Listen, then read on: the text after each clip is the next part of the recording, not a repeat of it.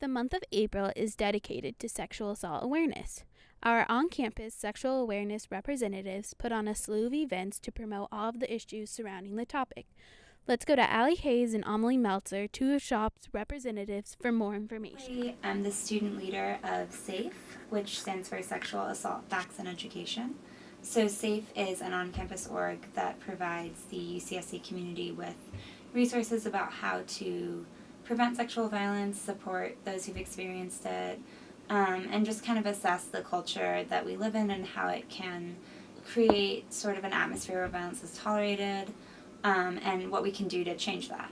SAFE showed solidarity by putting on the event Carry That Weight. Students carried a mattress around campus to bring attention to victims of sexual assault whose attackers were never prosecuted. There's a national effort, there's a state effort, and a local effort to really put focus on the issue so that folks are aware of the prevalence of sexual violence, stalking, harassment, and sexual assault that occurs. Popular blogger Lacey Green came to campus to take an in-depth look at the way campus cultures respond to this sexual violence. She also discussed what happens after an attack occurs. It's also giving survivors a voice. It also, having all this awareness, we tend to see more students coming forward after Sexual Assault Awareness Month saying, I've had an experience, I need support.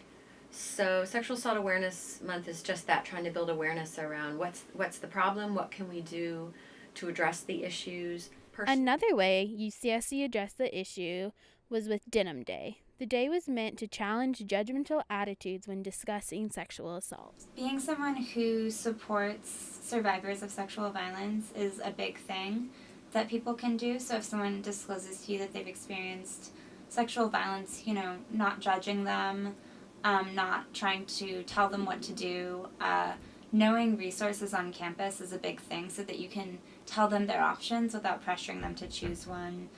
Just saying something like, I believe you, it's not your fault, goes a really long way.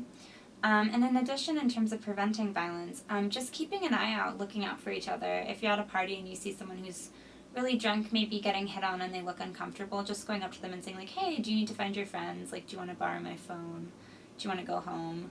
Like, just kind of helping people out is really, it's much more powerful than it seems in the moment.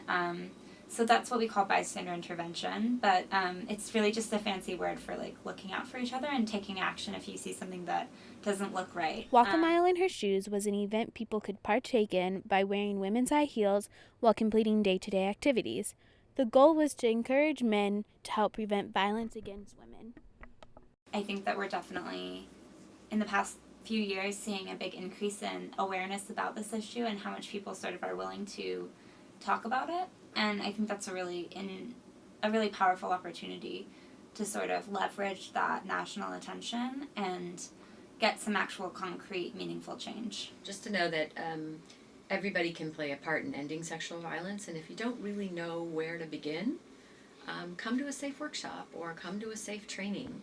Just because somebody goes to a SAFE training to learn about sexual violence and how to support survivors doesn't mean they have to become a leader, doesn't mean they have to do everything that some of the SAFE leaders are doing on campus. Just being educated and knowing how to check in with yourself about ways that you can be powerful to end violence makes a huge difference.